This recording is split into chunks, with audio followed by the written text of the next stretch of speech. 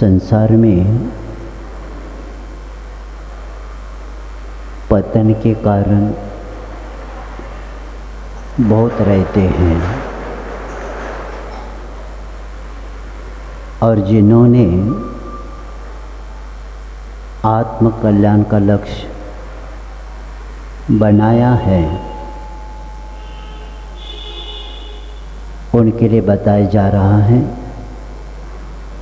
कि संसार रूपी वन में पतन के कारण है विकल्प, संकल्प और विकल्प। ये दो ही कारण राग द्वेष सदा बढ़ता रहता है और इसीलिए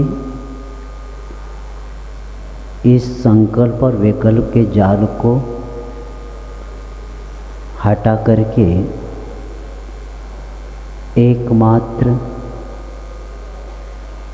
आत्मा का लक्ष्य बनाने वाला व्यक्ति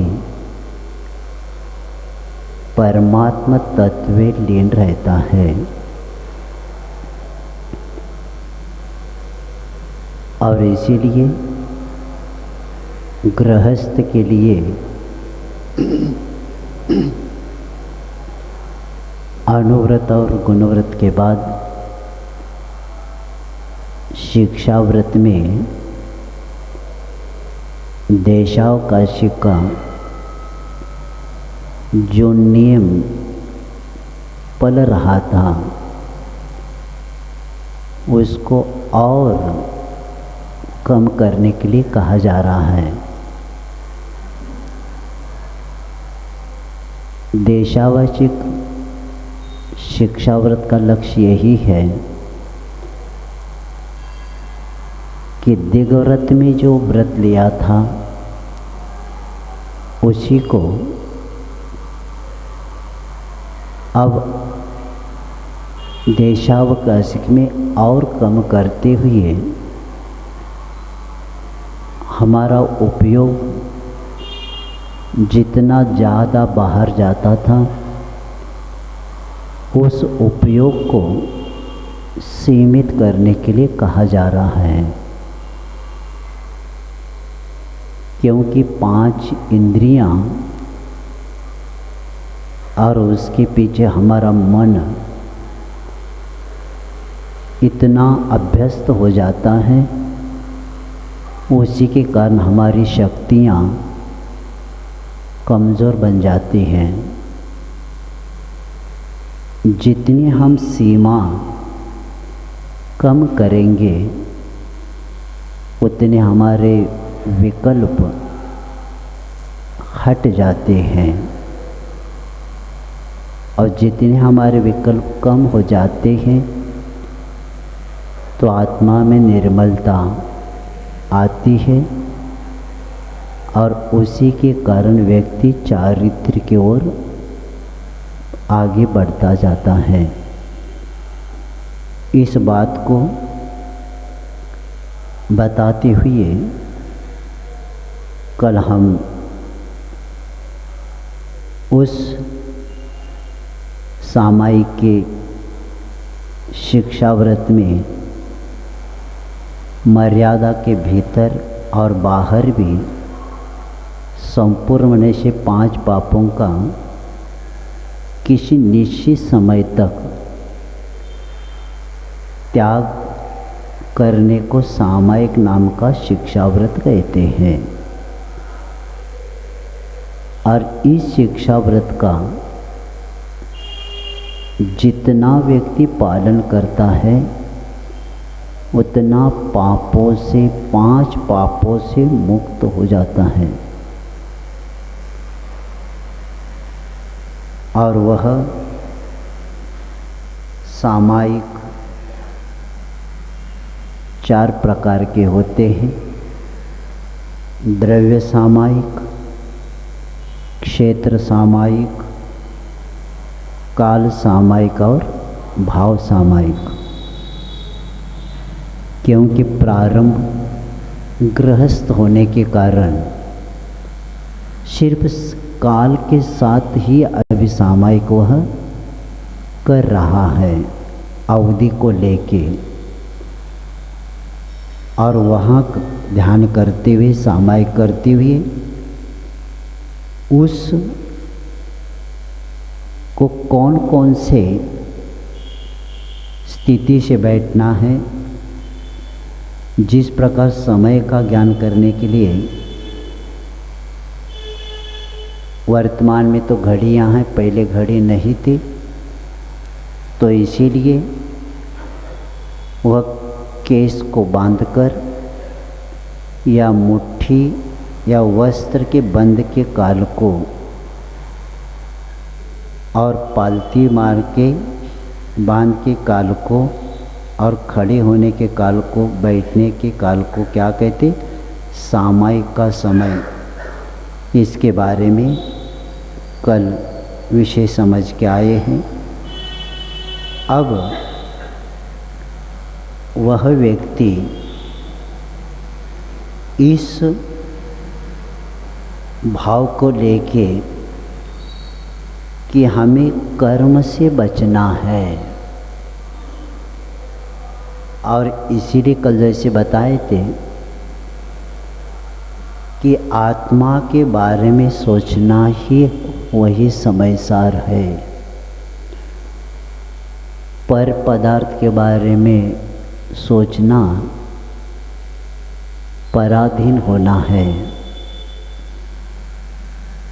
तो इस बात को सामने रखते हुए हमें अंतर्मुखी बनने के लिए चारित्र को धारण करना ही पड़ेगा।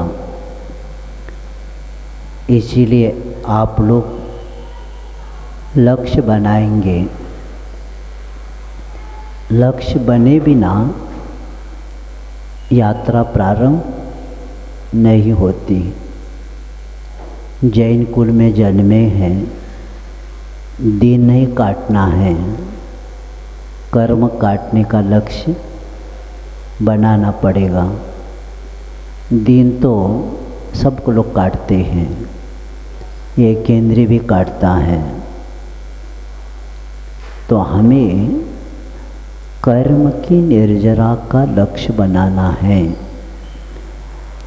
और इसीलिए अपने आप को देखने के लिए असंयम में अपने को नहीं देख सकते। अपने आप को देखना है तो संयम के बिना अपने को देख नहीं पाते हम लोग, क्योंकि असंयम ही आपदा का कारण है। इंद्रियों का असंयम ही आपदा का कारण है, और इंद्रिय संयम ही संपदा का कारण है, यानी सुख का कारण है। तो इस भाव को लेके अंतर्मुखी बनना ही पड़ेगा। अनंतकाल बहिर्मुखी दृष्टि रही है, और इतनी बहिर्दृष्टि रही है, हमारा आत्मा भी बहिरात्मा हो गया। क्या हो गया? सो रहे क्या? आत्मा बहिरा हो गया। बहिरात्मा नहीं, बहिरा हो गया, सुनाई कुछ नहीं दे रहा आत्मा को। आत्मा इतना अभ्यस्त हो गया है, वो बाहर सुनने के लिए अभी कितना भी चिल्लाओ, तुम चिल्लाते जाओ, हम सब पता है नहीं, सुनाई नहीं देता क्या करेगा। तो अनंत काल के संस्कार के कारण हमारी आत्मा सुनने के लिए तैयार नहीं, सुनना चाहती है लेकिन सुनाई नहीं देता। अच्छी बातें सुनने को अच्छा नहीं लगता, क्योंकि सुने तो कल्याण हो जाएगा, और कर्म कहता है अभी नहीं सुनना, अपने को गुनाह में बहुत दिन रहना है, बहुत साल तक रहना है, सुनेंगे तो कल्याण हो जाएगा। तो चंद्रप्रभु चरित्र में कल मैं पढ़ रहा था कि भगवान के दर्शन करने वाला व्यक्ति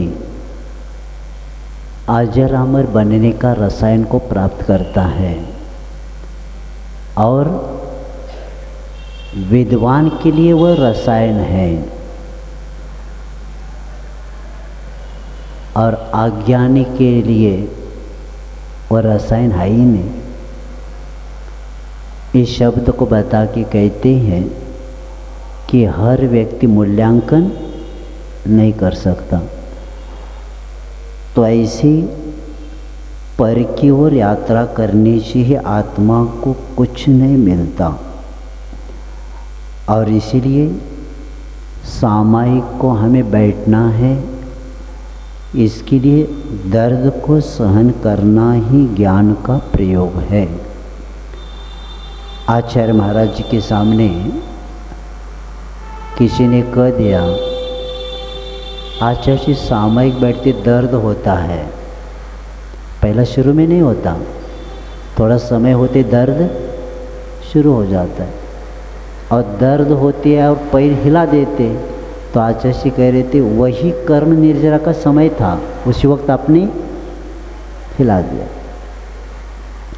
क्योंकि सहन करना ही सहिष्णुता एक शब्द आता है। आचार्य समदबद्ध महाराज जी ऋषभनाथ भगवान की स्तुति में कहते सहिष्णुता, सहिष्णुता आए बिना आत्मा परमात्मा बनता ही नहीं। मूलाचार्य में आया है, परिचय उपसर्ग जितनी भी आत्मा परमात्मा बनी है, प्रत्येक आत्मा ने उपसर्ग और परिचय को सहन किया है, और वो अपने को वही नहीं चलता। संसार की परेशानी चलती है, लेकिन आत्म कल्याण में परिचय नहीं चल। वहाँ सब संत, संसार में तो सब सन करता है, और कल्याण के से कुछ परिचय हो जाए परेशान हो जाता है, लेकिन वह परेशानी संसार की कर्म बंध का कारण है, और यहाँ का परिचय कर्म निर्जरा का कारण है। लेकिन कमियाँ रहती है, और बंधन को संयम ही स्वीकारता है। जो व्यक्ति बंधन को कौन स्वीकारता है? जिसको बंध से बचना है। कर्म बंध से बचने वाला व्यक्ति ही बंधन को प्राप्त करता है, तब जाकर उसका कार्य होता है। और इसीलिए हमें यहाँ तक बताया है कि मूलाचार आदि में आसन चेंज करना भी दोष है। मूलाचार में आसन चेंज भाव होना ही हिंसा का कारण बताया है। आगम तो आगम है, ये भी क्या है? हिंसा का कारण है। तो इसीलिए सामायिक में समता की विशेषता होती है, और ध्यान में उपयोग को एक साथ में रखने का प्रयास सदा किया जाता है। और इसीलिए समता में रुकावट भी रहती है, लेकिन ध्यान में लगातार ध्यान होता रहता है। तो ये बता के अब इसीलिए आचार्य कुंदकुंदेव कहते हैं कि रत्तो बंददी कम्मम मुंचदि जीवो विराग संपन्नो ऐसो जिनो देशो तम्मा कम्मेसु माँ रज्ज। यानी तुम कर्मों से प्रीति मत करो, रागी मत बनो। रागी क्योंकि राग द्वेष होते ही कर्म उसको नियम से बनता है। तो इसीलिए मुंचित जो विराग संपन्न हो, वीतरागता को प्राप्त करने के लिए कहा है। अब वह सामायिक के समय अपना स्थान के बारे में बताकर आए, अभी आगे आएगा। तो इतना याद रखना है कि सामायिक करने का समय को ही सामायिक होना चाहिए। वैसे सुबह सूर्योदय के पहले उत्कृष्ट रूप से 1 घंटा 12 मिनट से प्रारंभ करने को कहा है और सूर्योदय के बाद में 1 घंटा 12 मिनट तक होता है, ये बताया है। और ऐसे ही शाम को सूर्यास्त के समय, सूर्यास्त होने के पूर्व 1 घंटा 12 मिनट पहले आरंभ करके सूर्यास्त के बाद 1 घंटा 12 मिनट तक करना चाहिए। तो मध्याह्न में भी टाइम भी बहुत जल्दी आएगा, 10:48 से 1:12 तक होता है। तो इस तरह ये सामायिक का समय, लेकिन हम थोड़ा सा अपने अनुसार एडजस्ट करते हैं, आगम के अनुसार नहीं, अपने अनुसार करते। लेकिन सामायिक का समय, क्योंकि सामायिक में ही आत्मा के लिए विराम मिलता है, सामायिक में ही आत्मा के लिए क्या होता है, विराम मिलता है, विश्राम मिलता है। क्योंकि सामायिक माने सच्चा आरंभ करना, आराम, यानी आत्मा कोई काम नहीं करेगा। आत्मा क्या नहीं करेगा, कुछ नहीं, कुछ किसी का सुनेगा नहीं, किसी से बोलेगा नहीं, कुछ मन में न चिंतन करेगा, बस शांत बैठेगा। इसीलिए तो आत्मशक्ति बढ़ जाती है, आत्मिक ऊर्जा बढ़ जाती है और जितनी एकाग्र आती है उतनी कर्मों की निर्जरा होती है। तो इस बात को बताकर अब आगे बताया जा रहा है कि वह सामायिक पापों से संपूर्ण त्याग होता है। अब उसकी वृद्धि करने के लिए क्या करना चाहिए, और यहाँ इसके पहले के श्लोक में सामायिक का समय बताकर आ गए। अब स्थान बताया जा रहा है आपको सामायिक में कहाँ बैठना। एकांते सामायिकं, एकांते सामयिकं, निर्व्याक्षेपे वनेषु वास्तुषु च,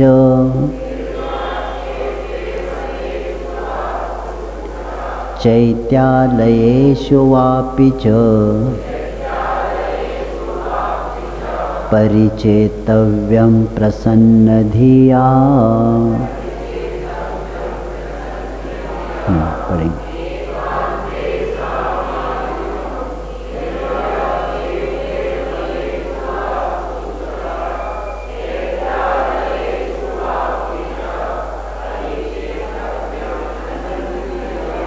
हाँ, अब वह सामायिक प्रसन्न धिया, सामायिक कैसे करना, प्रसन्नता के साथ,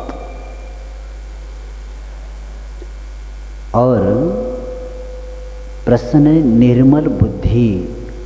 अब बुद्धि में क्या नहीं आना चाहिए, विकल्प नहीं आना चाहिए, निर्विकल्प होकर निर्मल बुद्धि के करते हुए धारक श्रावक को एकांते, एकांत में यानी जहाँ स्त्री है, पशु है, नपुंसकों से रहित प्रदेश में,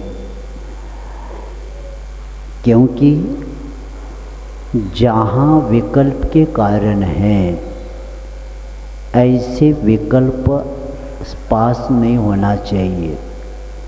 वो स्थान भी नहीं होना चाहिए। जहाँ स्त्री है, पशु है, नपुंसक आदि लोग हैं, इससे रहित निर्व्याक्षेपे यानी चित्त में चंचलता उत्पन्न करने वाले कारणों से रहित स्थान में, वनेषु वनों में, वास्तिषु च मकानों में, अथवा चैत्यालयेषु अपि च या मंदिरों में भी सामायिक बढ़ाने के लिए ऐसे स्थानों में बैठना चाहिए, क्योंकि क्षेत्र का प्रभाव बहुत पड़ता है। क्षेत्र का प्रभाव बहुत पड़ता है, क्योंकि 5 पापों से बचने के लिए हमें पहला क्षेत्र का महत्वपूर्ण है। अन्य आपकी निर्मल बुद्धि और क्षेत्र ठीक नहीं है तो निमित्त कोई राग द्वेष का बनेगा।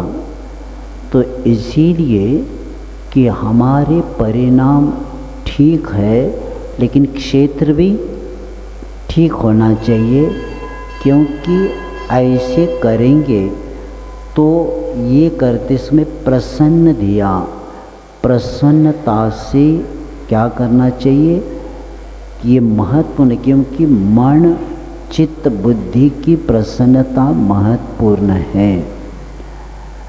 जीवन में विकास के लिए चंद्रप्रभु चरित्र में आया है कि मंत्र,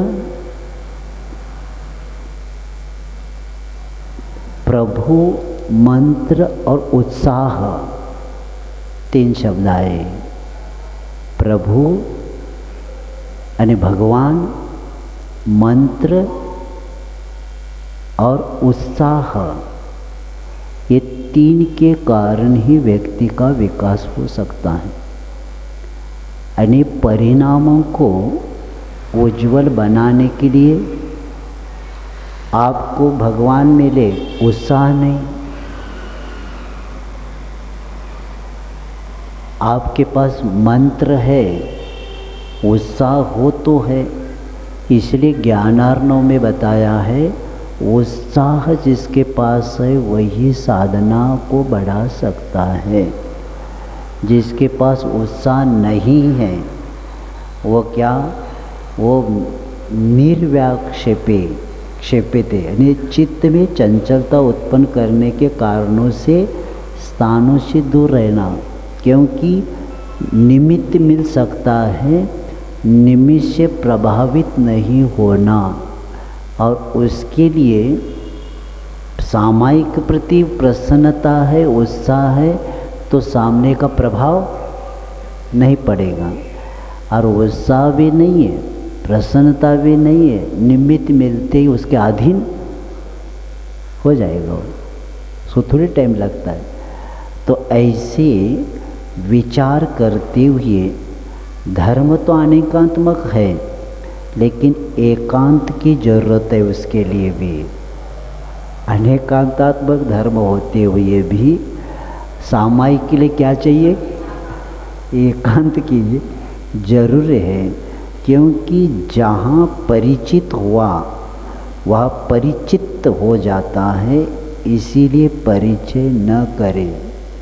परिचित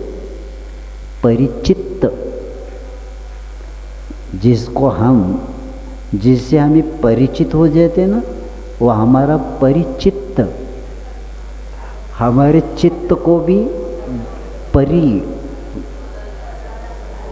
नहीं चारों ओर से चपेट में लेता है, अपने को भी चपेट में लेता है। और उसका तो विषय है ही नहीं सामायिक, वो तो परिचय करके बैठ गया और हमारा चित्त परिचित हो गया, यानी चितपट हो गया उसी में। तो इसीलिए यहाँ बताया जा रहा है कि सामायिक में क्या करें। प्रश्न करते हैं, परिचित चेतन और अचेतन मन में न लाए। कल भी बताया था, चेतन और अचेतन मन में न लाए। ये कब होगा? जब सामायिक में बैठे में क्षेत्र भूलेंगे। क्षेत्र भूलना सबसे बड़ी साधना। इसलिए प्रारंभ में क्या करना, सामायिक में बैठने के बाद कि श्वासोश्वास के ऊपर उपयोग लगाना। जैसे कायसर करते ना, 27 बार क्या होता है, श्वासोश्वास होता है। तो क्या करना, जब बैठेंगे ना तुरंत सामायिक शुरू नहीं करना, धीरे से श्वास लेना, धीरे से छोड़ना, लेना। जो कायसर नमोकार बोलते हैं ना, वो सिर्फ श्वास लेना, धीरे से लिया, धीरे से छोड़ दिया। ऐसे करते करते 27 आपके श्वास होते होते आप क्षेत्र भूल जाएंगे। और बाद में नमोकार मंत्र का आधार लेना, क्योंकि क्षेत्र को भूलने से इतना आनंद आता है कि वो राग द्वेष का निमित्त कोई बनता ही नहीं। अब क्षेत्र को याद करेंगे तो आप कितने भी एकाग्रता से बैठो, सब आकर खड़े हो जाएंगे। आंखें बंद करते सब आएंगे, आंखें खोले तब एक दो व्यक्ति दिखेगा, और आंखें बंद करते ही सब बाजार में ही, मार्केट में बैठे ऐसा लगेगा। और कौन कितना खींचेगा अपने परिणामों को कह नहीं सकते। इसीलिए उसको श्वासोश्वास करते हुए धीरे से लेना, धीरे से छोड़ना। ऐसे करते करते आप क्षेत्र भूल जाएंगे। और क्षेत्र भूलते ही इतना आनंद आता है। तो इसीलिए परिचय जो चेतन और अचेतन है उसको नहीं लाना, क्योंकि आगे जाकर ज्ञान ही, विशेष ज्ञान ही ध्यान में बाधक बनने की संभावना होती है। और उस भाव को लेके हम आचार्य कहते हैं कि जहाँ विज्ञ हो जाते हैं वहाँ फंस जाते हैं। इसलिए अनविघ्न बनना, अनविघ्न बनने से कल्याण होता है। विज्ञ बनने से मैं सब जानता हूँ, सबका परिचय हो गया, परिचित हो गया। अनविघ्न बन जाएगी तो हम किसी जानते ही नहीं कौन। इस भाव करके जब बैठेंगे सामायिक में, तब क्या हो जाएगा, सामायिक हो जाएगा। नहीं तो आचार्य कहते हैं इसी के कारण व्यक्ति अपना क्या कर देता है, पतन कर देता है। और इसी बात को आचार्य इष्टोपदेश में बताते हैं कि आगस्य से तद विशेषाणां मन विज्ञस्य जायते, अज्ञात तद विशेषस्तु बध्यते न विमुच्यते। यानी उन तद विशेषाणाम यानी शरीर आदि पर पदार्थ विशेषणों को अगच्छण यानी न जानता हुआ, अनभिज्ञ यानी अजान बन जाता है। तद विशेष उन विशेषताओं पर ध्यान न देने वाला ही न बद्धते कर्म से नहीं बंधता, विमुच्यते बल्कि छूट जाता है। यानी ध्यान करने वाला व्यक्ति अन्य पदार्थ और विषयों के जो विषय में शुभ है, अशुभ है, अच्छा है, बुरा है, इष्ट है, अनिष्ट है, इस विषय तो ध्यान ही नहीं देता हो। ध्यान देते ही तुरंत निर्णय हो जाएगा या अच्छा है या बुरा है, ये ग्राह्य है क्या अग्राह्य है, ये सब विषय आ जाएगा। और इसीलिए इष्ट अनिष्ट आदि आ जाएगा।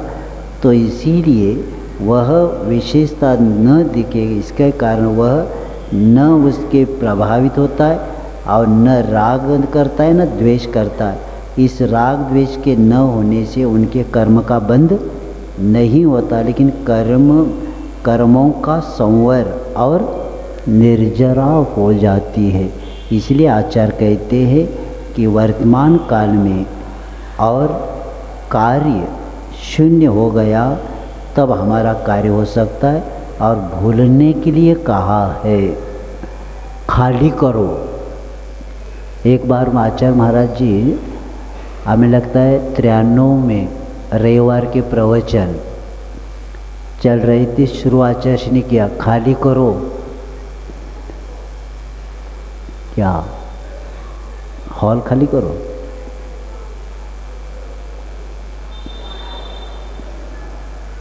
ये खाली किए बिना कल्याण होगा ही नहीं, हाउसफुल हो गया। इतना विषय भरा है कि जब तक ये खाली नहीं होता तब तक हल्के नहीं बन सकते। हल्के बनना है तो क्या होगा ना, खाली करना पड़ेगा।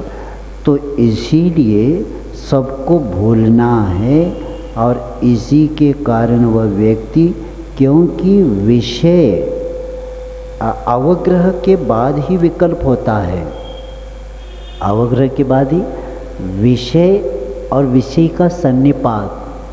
लेकिन यहाँ की ओर जाते ही क्या, पहला अवग्रह, यहाँ आवाय और धारणा चारों होते। तो अवग्रह है तो उसके आगे नहीं बढ़ना, आगे बढ़ गया चला गया। तो इसीलिए अवग्रह के बाद विकल्प होते हैं, इससे आगे नहीं बढ़ना ही बहुत बड़ी साधना है। क्योंकि यहाँ हो गया, कौन है, क्या है, कैसा है, ये सब शुरू हो जाएगा। और ये हो गया तो वो क्या है, तो ये चला गया।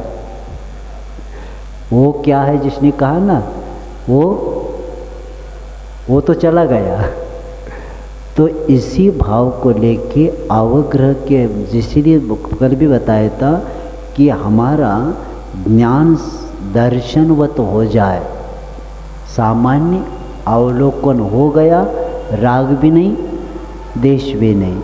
लेकिन ज्ञान आगे आते ही विषय प्रश्न उठेंगे, और प्रश्न के अनुसार जिज्ञासा होगी, उसके अनुसार वो ढूंढता रहेगा उत्तर क्या है इसका, और उस उत्तर में ये चला गया, इसको लूट लिया उन्होंने। तो ऐसे उस अवग्रह के बाद आगे न बढ़े। और इसीलिए आचार्य कहते हैं कि हमें सामायिक में बैठना है ना, सामायिक में बैठना है तो पहले से भूमिका बनाना। जैसे गुना में स्टेशन पर ट्रेन को रोकना है तो क्या करना, ब्रेक यहाँ लगाना, स्टेशन पर आके 1 किलोमीटर 2 किलोमीटर पहले से क्या करना पड़ेगा, उस ट्रेन का ब्रेक वो दबाता आता है। जब 1-2 किलोमीटर पहला उसको ब्रेक दबाएंगे तब गाड़ी कहाँ रुकेगी, गुना के स्टेशन पर रुकेगी। अगर यहाँ रुकना, ब्रेक लगाएंगे, आगे का स्टेशन वहाँ जाएगा। तो स्टेशन पर गाड़ी खड़े करने से पहले ही ब्रेक लगाना पड़ता है। वैसे सामायिक के पूर्व 12 भावना, मेरी भावना आदि के द्वारा क्या करना, परिणामों को शांत करना। क्योंकि तूफान उठा है, क्या हुआ है, मन में तूफान उठा है, और तूफान को लेके सामायिक में बैठेंगे तो उसको क्या करना पड़ेगा, पहला शांत करना पड़ेगा, जितना शांत। क्योंकि एक बार बताया था हमने कि तूफान आने क्या होता है, हवा आने क्या होती है, और दीवाल, 3 शब्द बताए थे। आत्मा रूपी दीवाल पर योग रूपी हवा के द्वारा कर्म रूपी धूली उड़ी है। धूल कौन सी, कर्म रूपी धूली। कौन सी हवा, योग रूपी हवा के द्वारा कर्म रूपी धूली उड़ी है और आत्मा रूपी दीवार पर चिपक रही है। जितनी चिकनाहट और उसमें जितना कषाय होगा उतनी स्थिति के साथ चलेगा, वो बंधेगा। तो इसीलिए जो हमारे मन में तूफान उठे हैं उसको क्या करना पड़ेगा, पहला शांत करना पड़ेगा और शांत करने के बाद ही हमारा सामायिक प्रारंभ होता है। इसीलिए कहा गया है मेरी भावना है, 12 भावना है आदि का क्या करना, पाठ करेंगे शांत बैठ के, तो अपने परिणाम क्या हो जाएंगे, शांत होते ही बाद में मैंने जैसे श्वास को बताया, जैसे 27 बार श्वास लेना छोड़ना, ऐसे करते करते मन भी शांत हो गया, परिणाम शांत हो गए। अब परिणाम शांत होते ही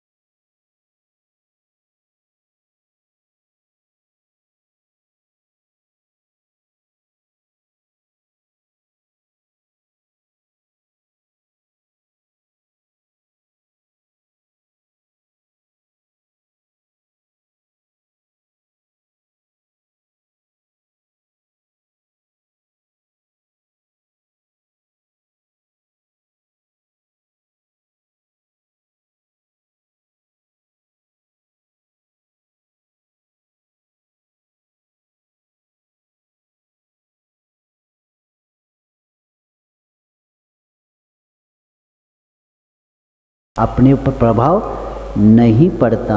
इसलिए प्रयोग में जागृति लाना ज़रूरी है और उसमें दिनों दिन विकास होना ही चाहिए। इसलिए गृहस्थ के लिए बताया जा रहा है कि एकांत में ऐसी जगह बैठो कि जहाँ आपका क्या हो जाए कि सामायिक हो जाए, और सामायिक में जानने को रोका जाता है। सामायिक में अब किसी को जानना नहीं, अपने को जानना है। बाहर किसी को। इसलिए देखो, स्व की खोज ये सबसे बड़ी खोज है। किसकी खोज करना है? स्व की। और ये कब होगा? संवृत्ति आता है ना, संवृत्ति मोहेन संवृत्तम ज्ञानम स्वभावम लभते नहीं। मोह से ढका हुआ ज्ञान स्वभाव को प्राप्त होने नहीं देता। इसीलिए उसको दूर करेंगे तब हम क्या कर सकते कि अपने को जान सकते। और जितने ज़्यादा चिंतन आदि करेंगे उतने ही मन कायबल समाप्त हो जाता है। इसलिए ज़्यादा चिंतन भी नहीं करना। माँ चिंत माँ चिट्ट हो, न चिंतन करना है न कुछ नहीं करना। क्या करना? जो कुछ करते थे वो कुछ नहीं करना। अरे क्या करना? शांत बैठ जाना। तो इसी के द्वारा काम दे। तो आचार्य कहते हैं इस बात को लेके एकांत में बैठकर प्रसन्नता के साथ वो बैठ जाए, क्योंकि प्रसन्नता जहाँ आती है वहाँ परिणामों में भी उज्ज्वलता आ जाती है। और इसी के कारण विषयों से व्यक्ति हट जाता है और प्रसन्न चित्त से होकर वे, नहीं तो बेकार ऐसे समझ के नहीं करना, ऐसे करते हुए बुद्धिपूर्वक ऐसा स्थान चुनना कि जहाँ मच्छर नहीं है, जहाँ अनुकूलता है, जहाँ ज़्यादा हवा भी नहीं आ रही है। नहीं तो बैठ गए और एकदम हवा शुरू हो गई। तो ऐसे स्थान में करना कि ज़्यादा हवा भी ना आ जाए, जितनी चाहिए उतनी भी हवा आ जाए, अपने अनुकूलता हो। क्योंकि एक बार बैठने के बाद पुनः उठना है ही नहीं। क्योंकि कई प्रारंभिक वालों ने 24 मिनट का नया नियम किया है, बाद में कई लोग 48 मिनट का करते। ऐसे करते करते आगे बढ़ना ही चाहिए और ये करेंगे तो कार्य हो सकता है।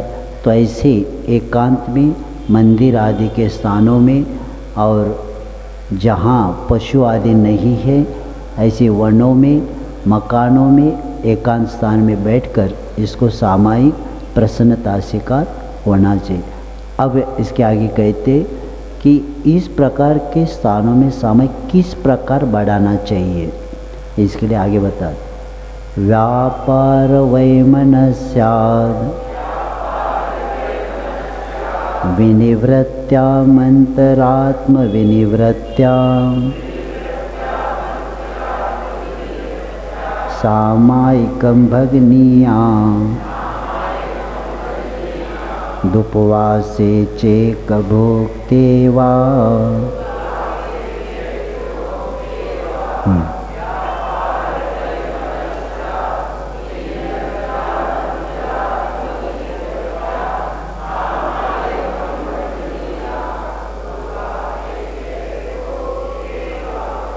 सामायिक में बौद्धिक मानसिकता का विकास भी होता है और कई बीमारियां भी ठीक हो जाती हैं। एक प्रसंग याद आया कि जयपुर के वैद्य राजमल कासलीवाल ये सुभाष चंद्र बोस के एक निजी चिकित्सक थे। वे प्रतिदिन उनके स्वास्थ्य की जांच करने के लिए जाते थे। एक दिन उन्होंने देखा कि सुभाष चंद्र बोस धोती और दुपट्टा में ऐसे बैठे हैं और आंखें बंद करके बैठे थे। तो इन्होंने राजमल जी ने बाद में पूछा, आप आंखें बंद के क्या कर रहे थे? तो सुभाष चंद्र बोस ने कहा, कि मैं भगवान का ध्यान कर रहा था। तो बाद में उन्होंने पूछा कि इस ध्यान से क्या होता है भगवान का नाम के लेने से। तब उन्होंने कहा कि ये ध्यान से आत्मा में शक्ति बढ़ती है और बैटरी चार्ज होती है। इसीलिए मैं हर रोज़ क्या करता हूँ, भगवान का नामस्मरण करने के लिए बैठता हूँ। ये सुभाष चंद्र बोस ने किसको बताया? राजमल जी कासरीवाल जी को। यानी बड़े बड़े साधक जो भी यानी जो भी कैसे भी व्यक्ति हो, उनको ध्यान को बैठना ही पड़ेगा। जब हमारे पास समीचीन धर्म है तो हमें तो कितना इसका क्या होना चाहिए, आदर होना चाहिए, प्रसन्नता होना चाहिए। क्योंकि आत्मा यानी बैटरी चार्ज होता है इससे।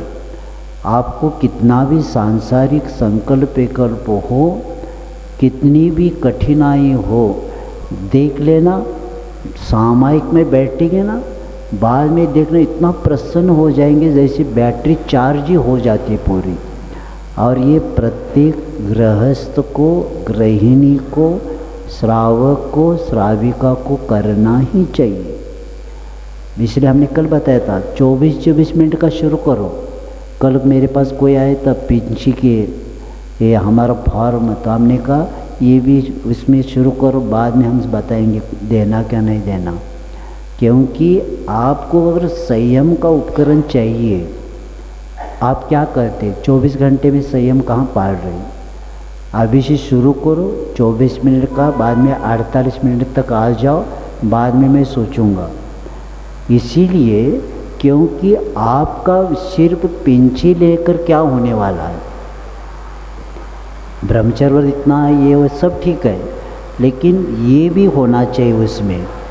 आपको सामायिक का भी अभ्यास होना चाहिए। और 24 घंटे में जो हमारा 2 बार तो क्या होना चाहिए, गृहस्थ को भी सामायिक में बैठने का अभ्यास करना चाहिए। नहीं होता है तो माला फेरो, लेकिन बैठो, बैठना पड़ेगा। तो इसी के द्वारा बैटरी चार्ज हो जाती है, अपना विकास हो जाता है। तो आगे बताया जा रहा है कि व्यापार वैमनस्यात्, शरीरादि की चेष्टा और मन की व्यग्रता अथवा कलुषता से विनिवृत्त्या यानी निवृत्त होने पर अंतरात्मा विनिवृत्त्या यानी मानसिक विकल्पों के विशिष्ट निवृत्ति पूर्वक क्या करना, उपवास से, उपवास के दिन अथवा एक भुक्ते एकासन के दिन और अन्य समय भी सामायिक करना चाहिए। इस श्लोक में सामायिक योग्य भावों की चर्चा करते हुए आचार्य कहते हैं कि सामायिक के पहले शरीर और वचन की चेष्टा क्या होना चाहिए, हिलना डुलना, वचन का जोर से बोलना, ये सब बंद होना चाहिए। और होकर वैमनस्या मन की व्यग्रता जो होती है ना, कलुषता को दूर करना। क्योंकि मन में व्यग्रता के साथ आप सामायिक कर ही नहीं सकते, आपको खाली होना पड़ेगा। बांध बूंद के आचार्य महाराज जी बता रहे थे कि कैसे आचार्य से बांध बूंद के रखना। किसी महाराज जी ने पूछा, बहुत विचार है, तो आचार्य महाराज जी बता दिया, पगड़ी हो रही थी ना, पगड़ी बाहर से आते ही, या टोपी पहनने वाला, टोपी पहनते ना, या फेटा बांधते, बाहर से आते व्यक्ति पहला क्या करता है, कहाँ रखता है, ऐसे ही खूंटी आदि रहती है, खूंटे आधा जो होता है उसको पहला रख देता है। क्योंकि बाहर से आते ही वो निकाल के रखता है। उसी तरह वो सामायिक में बैठने से सब उठकर हो गया। जैसे वो एक बार टांग दिया तो विषय उसका छूट गया, उसी तरह सब बांध बूंद के रख दिया। अब क्या हो गया कि वैमश व्यग्रता नहीं, कुछ नहीं, और ऐसे करते हुए वो व्यक्ति क्या करता है कि ऐसे करने के कारण वो व्यक्ति अपनी कायिक चेष्टा कम करता है, क्योंकि कायिक चेष्टा जितनी भी है वह सब प्रमाद में आती है। और इसलिए शरीर मन को जितना अधिक शिथिल, एकदम हल्का करना पड़ता, शिथिल शांत रिक्त किया जा सके, उतनी ही आत्म साधना के लिए उपयुक्त मनोभूमिका का निर्माण होता है। मनोभूमि सामायिक के योग्य मनोभूमि बनाना है तो क्या जितना अधिक शिथिल हम करेंगे, किसको, शरीर और मन दोनों को करना पड़ेगा। शरीर को भी शिथिल करना और मन को भी।